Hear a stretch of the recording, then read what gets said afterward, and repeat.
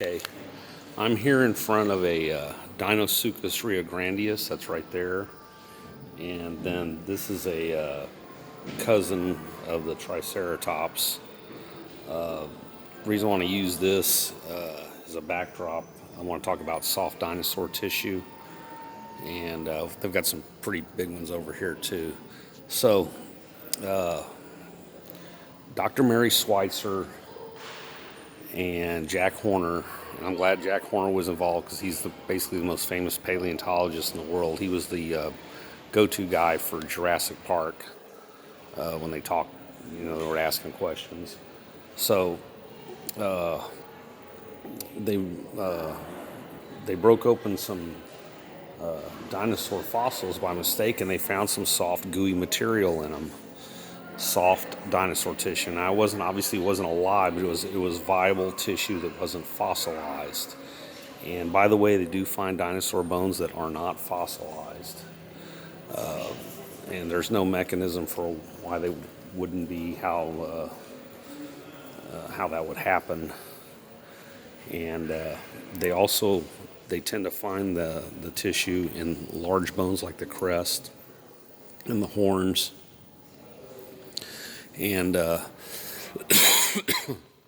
long thigh bones, like right here, that's where they'll find the tissue. Now, Dr. Mary Schweitzer, you can see the interview that she does on 60 Minutes talking about it.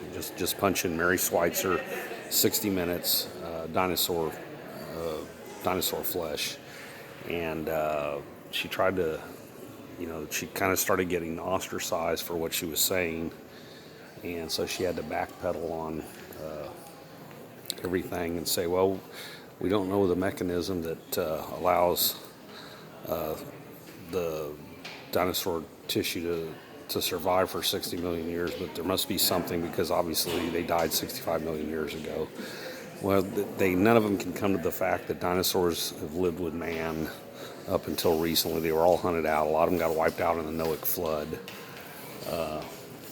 When you go to a dinosaur exhibit like this one, see right here, that's metal going into the exhibit. There's no fossils in this entire exhibit. They're all just make-believe stuff. And I'm not saying that there aren't bones that look like this, but all this stuff here, there's only two things in here that are fossilized, and they're way over there. There's a fossilized tree trunk and some fossilized mammoth teeth. Everything else in here is just make-believe. Like these are not fossils. You see the metal going right into them. They're plastic resin casts, and that's with most museums have that. There's a professor, the tenured professor that's in real deep water, Mark Armitage, because of he was teaching his students how to take out the organic and tissue out of there, so they could actually probably clone a dinosaur now because they didn't die. Remember, the word dinosaur didn't exist till the 1850s. Before that, they were called monsters and dragons. And if you virtually every